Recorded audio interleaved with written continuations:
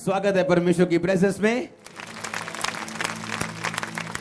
जहां उसकी हुजूरी होती वहां चंगाई, छुटकारा, साल्वेशन, मुक्ति, उद्धार ऐसे होती है जैसे हम सांस लेते हैं। आज जब आप सांस लेंगे आप हीलिंग लेंगे, डिलीवरेंस लेंगे। आमीन। तारीफ करो जोर बार, एक बार फिर से जोरदार जोरदार। आमीन। बैठ जाओ अपने शरीर में।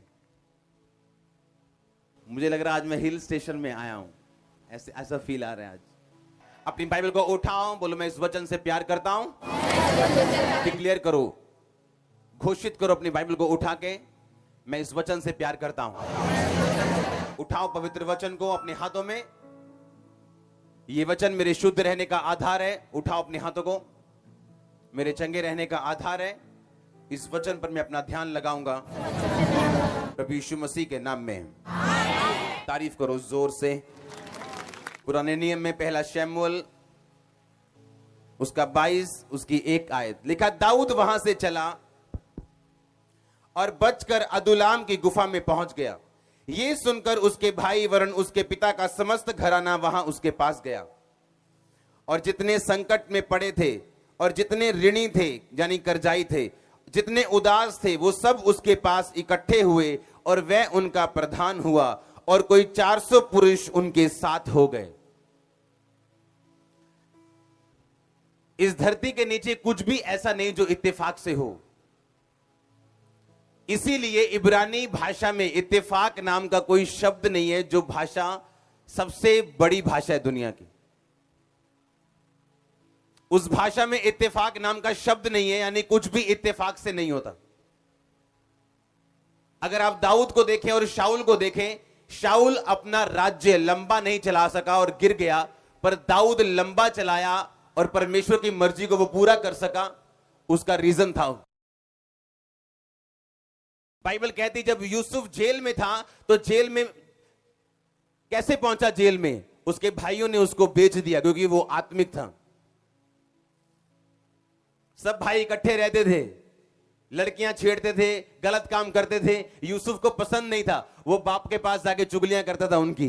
बाकी जो भाई मेरे ऐसे हैं वो वैसे हैं, भेड़ खा जाते हैं और फिर बोलते हैं भेड़िया खा गया। खाते खुद हैं, खुद बेच देते हैं, खुद ऐश करते हैं। और लिखा बाकी भाई उससे नफरत करते थे, क्योंकि आपको ये डिसाइड करना है आप झुंड के साथ रहना चाहते हो या परमेश्वर के साथ अकेले भी रहना चाहते हो। आमीन। और बाइबल कहती है जब उसके भाई उससे नफरत करने लगे और एक दिन गड्ढे में फेंक दिया उसको, उसके बाद बेच दिया। बेचने के बाद ऐसे देश में गया जिसे उसे जहां उसे कोई जानता नहीं था। और क्या हुआ वहां पे? एक घर पे नौकरी की, झाड़ू पोछा किया, उसके बाद जेल चला गया।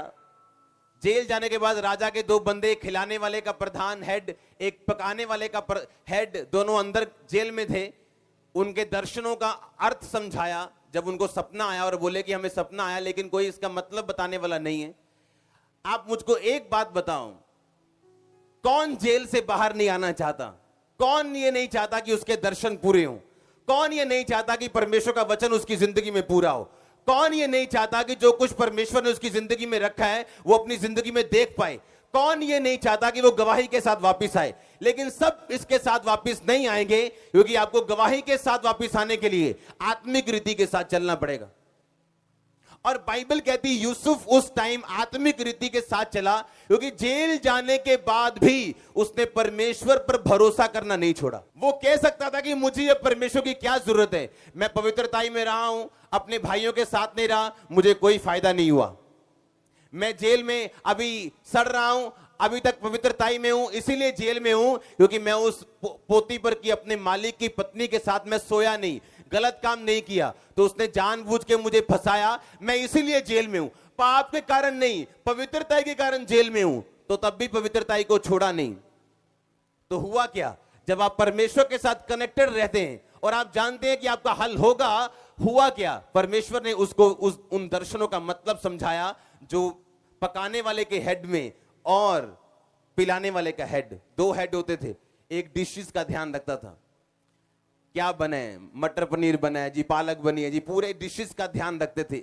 उसका हेड जो था, एक पानी का ध्यान रखता था, पानी का, ड्रिंक का, कोल्ड ड्रिंक जो भी आप लगा लो, तरह तरह के जो पीने के पदार्थ होते थे। एक उसका हेड था, एक पकाने वाले का हेड था, दोनों जेल में थे और दोनों को सपना आया। यूसुफ ने दोनों के सपनों का अर्थ समझाया और दोनों के सपने का अर्थ पूरा हुआ। एक फांसी पे चढ़ाया गया, एक दोबारा अपनी पदवी पे नियुक्त किया गया, तब भी यूसुफ की जिंदगी में कोई भी ब्लेसिंग नहीं आई। एक दिन राजा को दर्शन आया जिसका मतलब कोई नहीं समझा सका और पिलाने वाले के प्रधान ने कहा कि हम जेल में थे तो एक व्यक्ति ने हमारे सपने का अर्थ समझाया था और वो पूरा हुआ। अगर तू उसको भुलाए तो तेरा भी वो सपना वो बता सकता है कि उसका अर्थ क्या है। मैं आपको यह बताने की कोशिश कर रहा हूं, यूसुफ के जेल से बाहर आने का कारण सिर्फ एक ही था कि वो आत्मिक व्यक्ति था। उसने अपनी आत्मिक कामों को छोड़ा नहीं, उसने अपने पवित्रताई को छोड़ा नहीं और उस कारण जब वो परमेश्वर से जुड़ा रहा तो दर्शनों का अर्थ समझाता रहा लोगों को। क्योंकि अगर आप कभी भी परमेश्वर से डिस्कनेक्ट हो जाते हैं तो आप जानते हैं आपको दर्शन नहीं आते, परमेश्वर आपसे बात नहीं करता, वो आपको रेवलेशन नहीं देता, आप एक जगह खड़े रह जाते हैं। जिस तरह बाइबल में लिखा है, जब शाऊल परमेश्वर में गिर गया तो परमेश्वर ना तो उसे भविष्यद्वक्ताओं के द्वारा बात करता था, ना तो सपनों के द्वारा बात करता था, ना वचन के द्वारा बात करता था, किसी भी तरह से वो बात नहीं करता था। इसीलिए वो भूत सिद्धि करने वाली एक औरत के पास जाके उसने भूतों से पूछना शुरू किया था कि क्या मैं इस जंग में जीतूंगा या नहीं जीतूंगा। हालेलुया। तो यूसुफ का हल कैसे हुआ? जब वो आत्मिक बना। आना जेल से बाहर था। आप जानते हैं दाऊद और शाऊल में क्या अंतर है? जब शाऊल लोगों को चुनता था तो वो बड़े बड़े लोग चुनता था, ये सुंदर है, ये पढ़ा लिखा है, आ जाओ मेरे साथ। जब दाऊद लोगों को चुनता था, लिखा 400 बंदे जो दाऊद की आप कलीसिया लगा लो, जो उसकी कलीसिया में शामिल हुए, पता कौन थे वो? करजाई थे, वो उदास थे। वो आप उदास लोगों के साथ नहीं रहना चाहते हो। क्यों? वो उदासी की बातें करेंगे हर वक्त। हाँ, करजाई लोग, यार दही यार 100 रुपया यार कल दे दूंगा तेनू, हर टाइम मांगने वाले लोग। हाँ, दिल जले मतलब अनसेटिस्फाइड, जिनकी लाइफ जीरो हो चुकी है, ऐसे लोग। लिखा ऐसे 400 लोग दाऊद के साथ आए और वो उनका प्रधान हुआ। आज जब लोग इस चर्च में आते और बोलते हैं ये बन क्या रहा है, क्या बना रहे हैं हम, कौन सा शहर बना रहे हैं आप? और आप जानते जब ये चर्च शुरू हुई थी तो लोग पता क्या बोलते थे कि ये गरीबों का चर्च है, यहां पंजाबी भी नहीं आते हैं, यहां तो इधर उधर के लोग आते हैं, ऐसा लोग बोलते थे। 3 लोगों से शुरुआत हुई थी, 10 हुए, 20 हुए। ये कोई 15 बिजनेसमैन लोगों ने चर्च शुरू नहीं की कि 15 करोड़पति ने चर्च शुरू की और इसीलिए चर्च बन रहे हैं। ये आम लोगों ने शुरू की। मैं आपको एक ही बात समझाना चाहता हूं, आपका हल ना तो पैसे में है, ना दवाइयों में है, ना आपके मेंटल गिफ्टिंग में है। आपका हल, आपका सॉल्यूशन जो है वो आत्मिक बनने में है। दाऊद ने जब वो लोग चुने, आप जानते हैं शाऊल क्यों हारा? क्योंकि शाऊल शरीर देखता था और दाऊद आत्मा देखता था। और 400 लोग जो उसके साथ मिले थे, करजाई, दिल जले, अनसेटिस्फाइड, ऋणी, दुखी, अगर आप इनको दूसरा शमूएल में पढ़े तो ये लोग योद्धा बन चुके थे और बड़े बड़े काम कर रहे थे और अमीर हो चुके थे, कर्जों से बाहर हो चुके थे। क्या आप नहीं जानते कुरिन्थियों में क्या लिखा? कहता क्या तुम नहीं जानते कि परमेश्वर ने जगत के निर्बलों को चुन लिया? पढ़ेंगे हम वचन, पहला कुरिन्थियों निकालो सब जन नए नियम में, उसका 1 बाब उसकी 26 आयत। उसमें लिखा है, भाइयों अपने बुलाए जाने को तो सोचो, ना शरीर के अनुसार बहुत ज्ञानवान,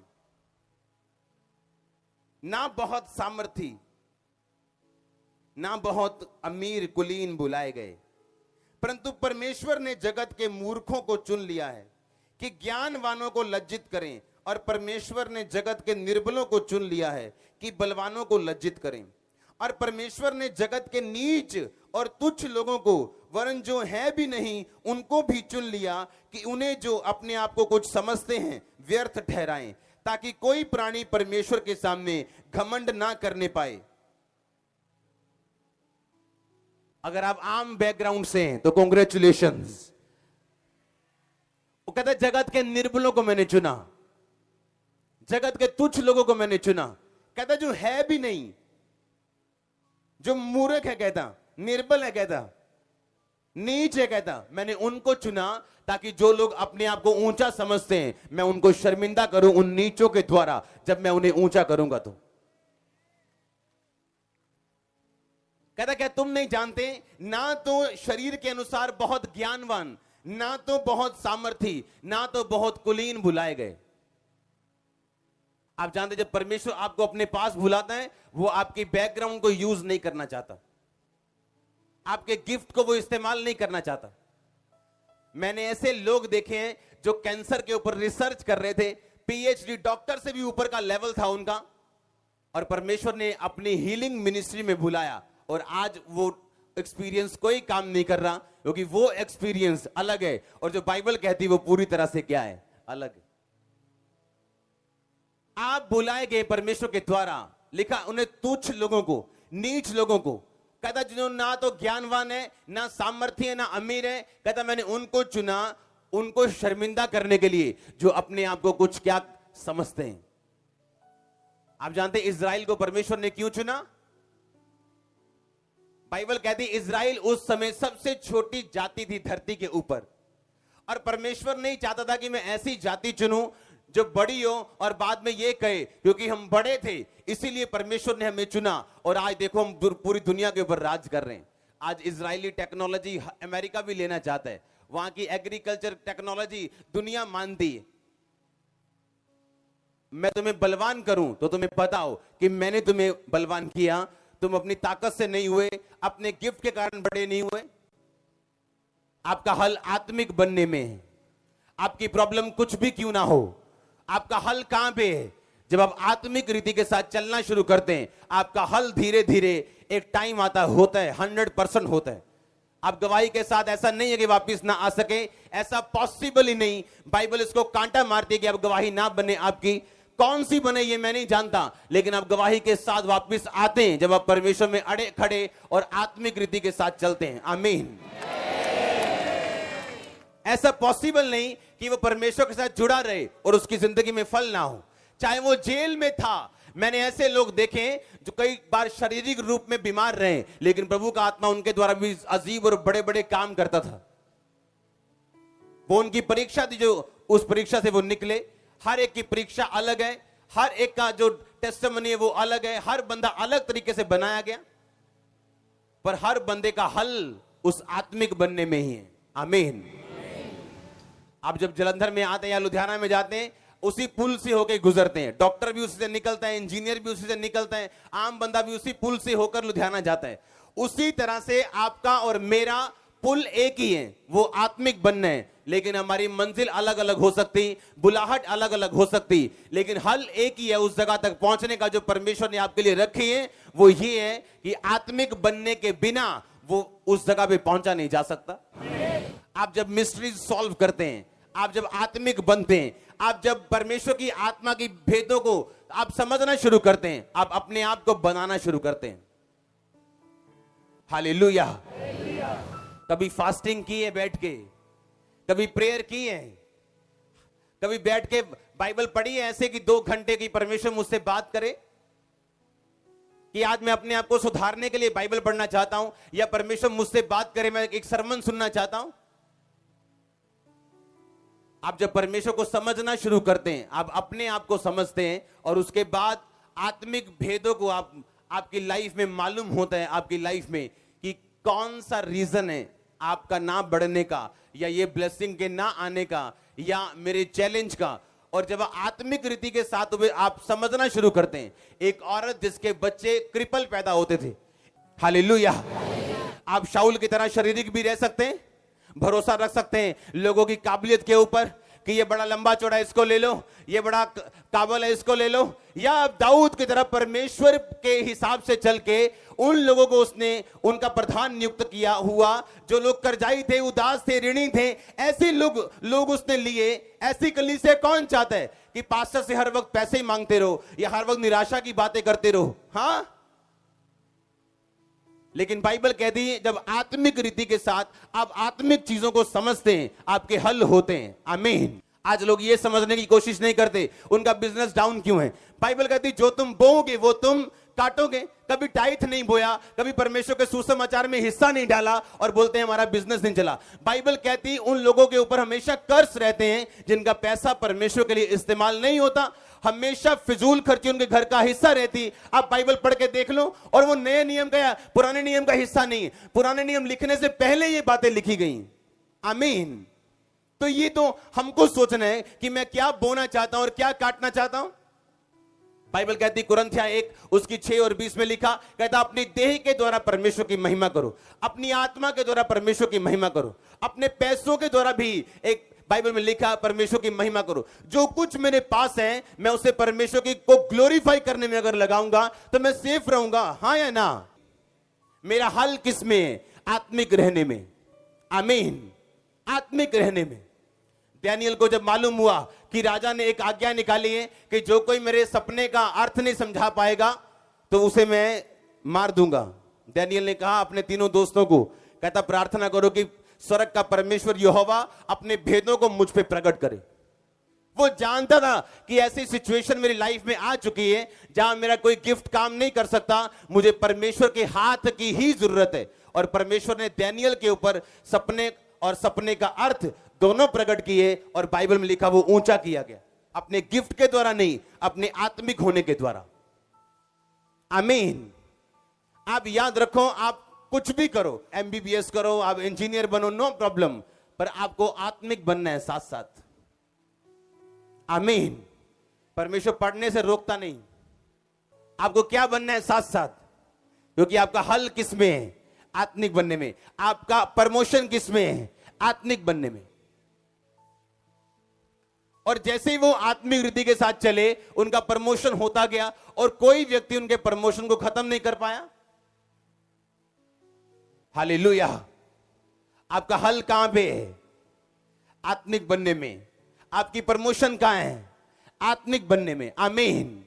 आप जब आत्मिक रीति के साथ चलना शुरू होते हैं, परमेश्वर वो चीजों को खोलना शुरू करता है। जैसे पर्दे के बाद पर्दा खुलता जाता है, आपकी लाइफ के सामने जो इवेंट है अनफोल्ड होते जाते हैं, खुलते जाते हैं आपके सामने, और आप बोलते हो वाह वाह वाह, क्योंकि हर एक इवेंट जबरदस्त आपकी लाइफ में होने वाला है अगर आप आत्मिक है तो। और बड़ी टेस्टिमनीज आने वाली है चर्च, आपकी लाइफ, आपके बच्चों की जिंदगी में भी मैं एक बड़ी टेस्टिमनीज, बड़ी गवाहियां देख रहा हूं।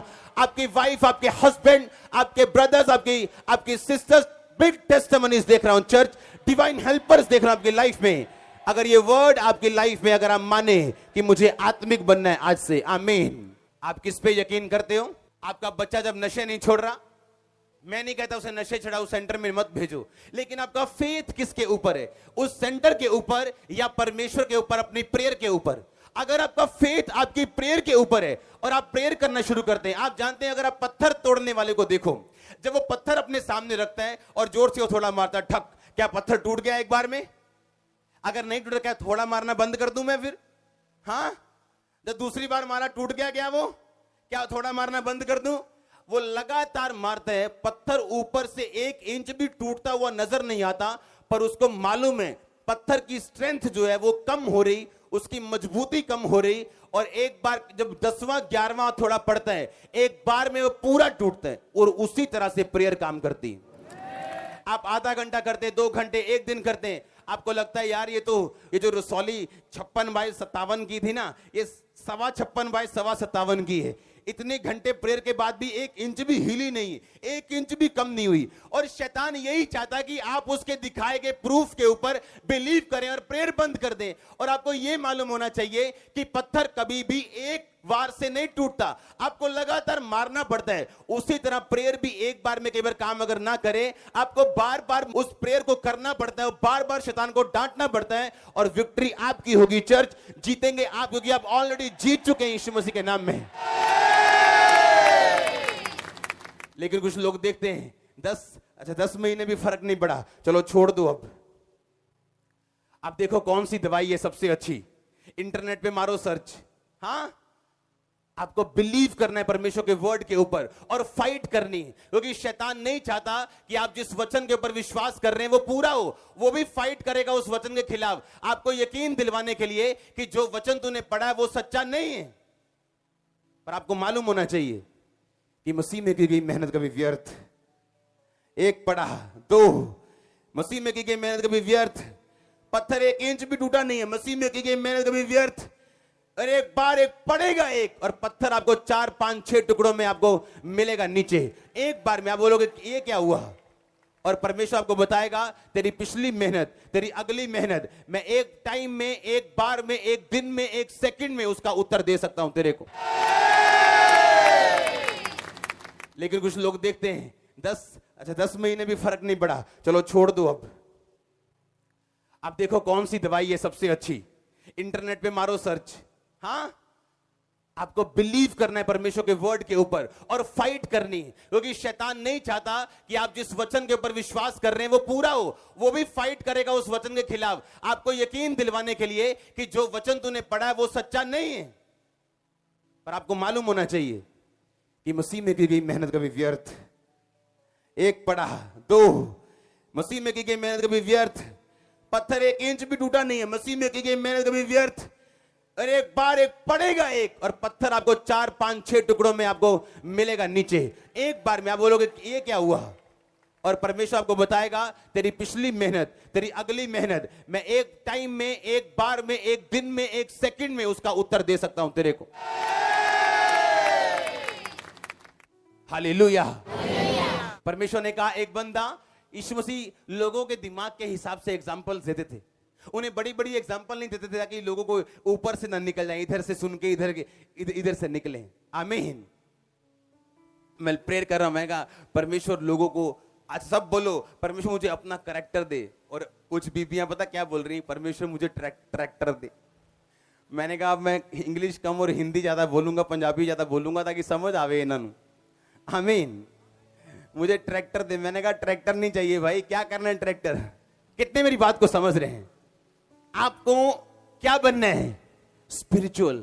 यीशु मसीह लोगों के दिमाग के हिसाब से एग्जाम्पल देते थे। यीशु मसीह कहते एक शहर में एक न्यायी रहता था। न्यायी मतलब एमएलए लगा लो, एमपी लगा लो, या एक बड़ा बंदा रहता था। एक विधवा उसके पास जाती थी, बोलती थी मेरा ये काम कर दे, मेरा ये काम कर दे। परमेश्वर ने कहा वो बड़ा बंदा ना तो मुझसे डरता था, ना किसी बंदे की परवाह करता था। एक पापी बंदा था वो। पर उसने पता क्या सोचा, ये विधवा बार बार आके मेरे नाक में दम करे, क्यों ना मैं इसका काम कर दूं। यीशु मसीह ने कहा अगर एक न्यायी, एक पापी बंदा ये सोच सकता है कि क्यों ना मैं एक विधवा का बार बार आने पर न्याय कर दूं ताकि मेरे नाक में दम ना करे, परमेश्वर ने कहा सुनो, तो परमेश्वर के चुने हुए लोग जो दिन और रात उसके नाम की दुहाई देते हैं, तो परमेश्वर उनका न्याय क्यों कर ना करेगा।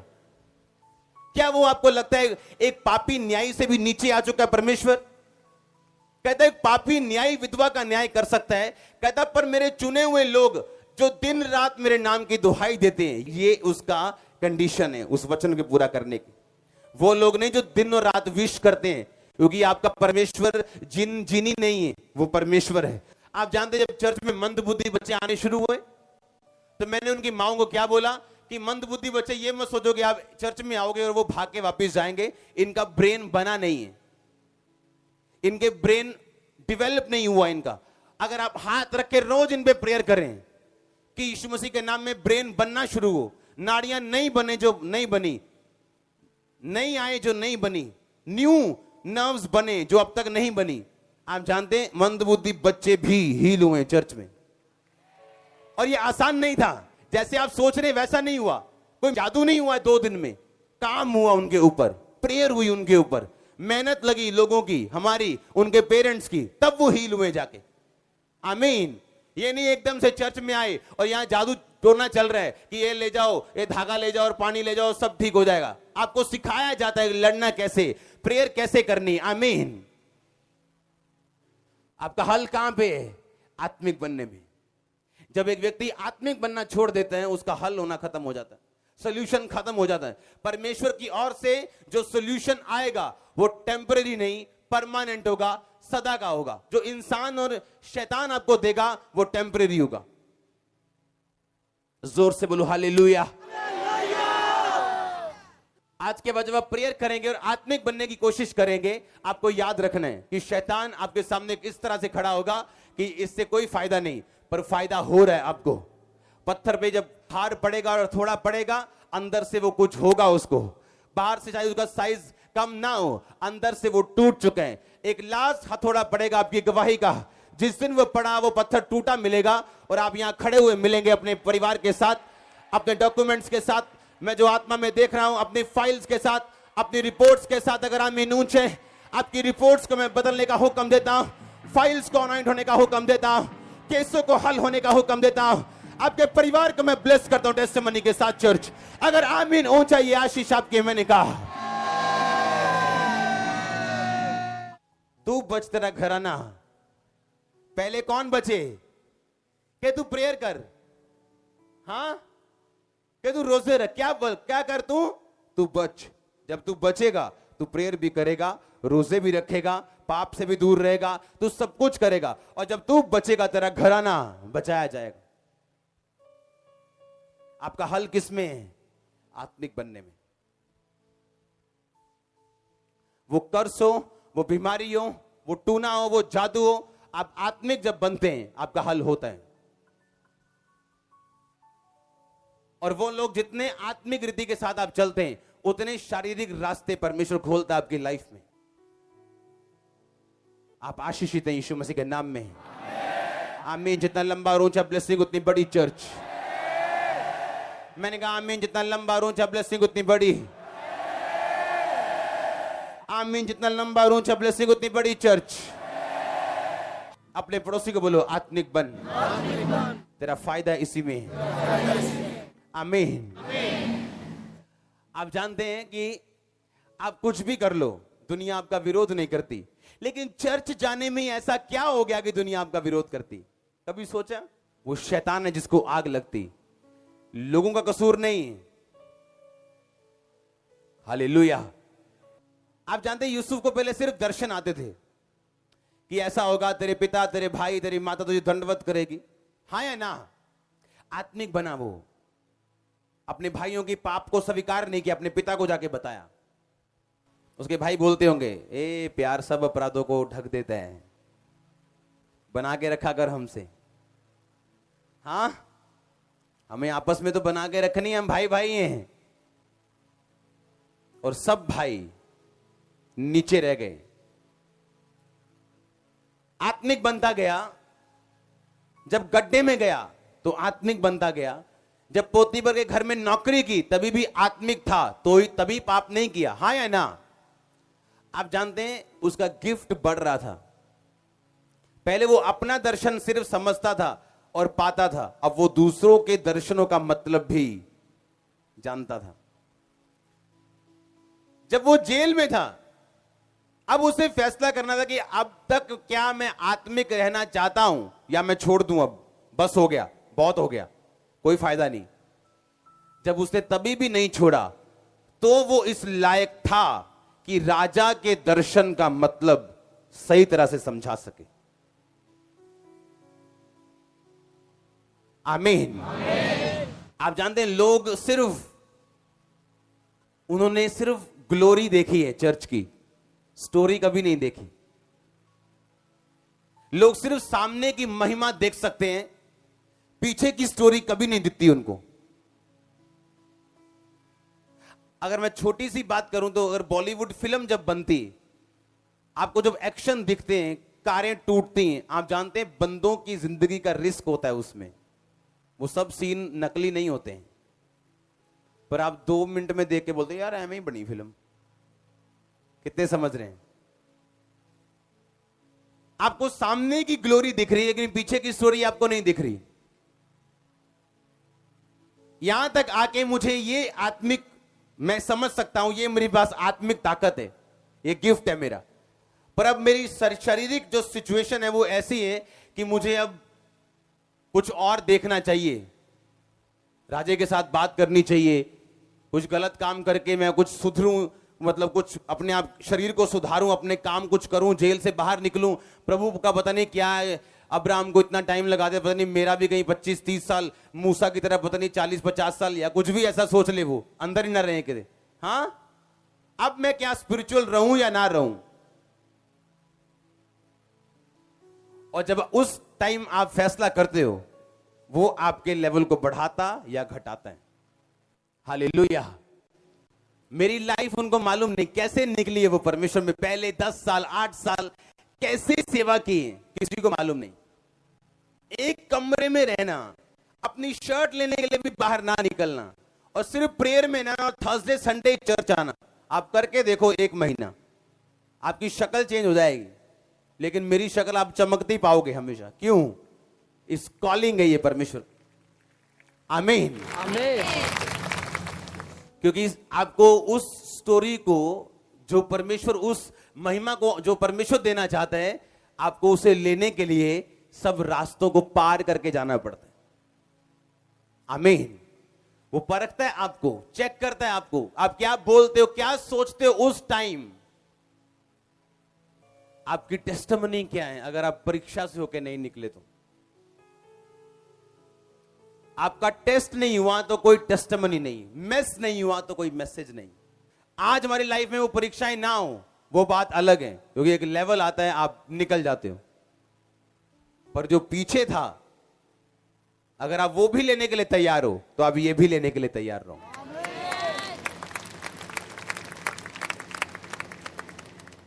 कितने समझ रहे हैं? आपको एक प्राइस देना पड़ता है परमेश्वर को। आमीन। आप जानते जो बाइबल आपके हाथ में, उसे इंडिया में लाने के लिए एक बंदे ने कितना बड़ा प्राइस दिया। उसका परिवार खत्म हो गया, जिंदगी खत्म हो गई एक बैप्टिज्म देने के लिए। पर बाइबल एंटर कर गई एक भाषा में, उसके बाद अगली भाषा, हिंदी भाषा, पंजाबी, मराठी, गुजराती। आज जब लोग मुझे सुपर हेल्दी देखते हैं, हेल्दी नहीं सुपर हेल्दी, पर उनको मेरी पिछली जिंदगी नहीं पता जब मैं सुपर बीमार था। हालेलुया। आप सुपर हेल्दी होंगे, सुपर ब्लेस्ड होंगे। सिर्फ हेल्दी नहीं, सुपर हेल्दी। ओ आमीन। छोटे चर्च, परमेश्वर आपको ऐसा बनाता है, वो आपको बनाएगा ऐसा। अगर आप एक दिन मेरे साथ मेरे ऑफिस में काम करें, और जितने प्रोजेक्ट्स पे हम एक दिन में काम करते हैं, आप शाम को डिस्प्रिन खा के उठोगे। और जब मैं निकलता हूं, मुझे पता है गॉड ग्रेस मेरे साथ है, उसकी ताकत मेरे साथ है। आमीन। लेकिन ये एकदम से नहीं होता, परमेश्वर आपको निकालते हैं।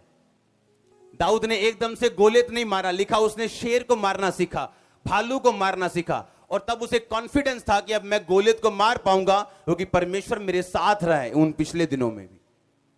आमीन। अगर मैं सुपर हेल्दी हूं, आप सुपर हेल्दी होंगे, सुपर ब्लेस्ड होंगे। ये सेम मस आपकी लाइफ में काम करेगा अगर आमीन ऊंचे चर्च। जोर से बोलो हालेलुया। आप जानते हैं ये फाइट है, आमीन, और आपको इसे लड़ना है और जीतना है। मैं अपनी लाइफ में फाइट्स हारा नहीं हूं कभी भी। मेरा परसेंटेज 100% है, आपका भी 100% होगा, क्योंकि हमारे परमेश्वर का 100% है, क्योंकि वो सब तरफ से जीत चुका है। उसने गरीबी को हराने के लिए गरीब परिवार में जन्म लिया, बीमारी को हराने के लिए उसने कोड़े खाए, पाप को हराने के लिए लहू बहाया, श्रापों को हराने के लिए खुद श्रापित बना। वो सब तरफ से जीता, आप सब तरफ से जीतेंगे यीशु मसीह के नाम में अगर आमीन ऊंचे हैं। हमारे YouTube चैनल को सब्सक्राइब करें ताकि आप परमेश्वर के गहरे वेदों को जान सकें कि कैसे आप परमेश्वर में बढ़ सकते हैं।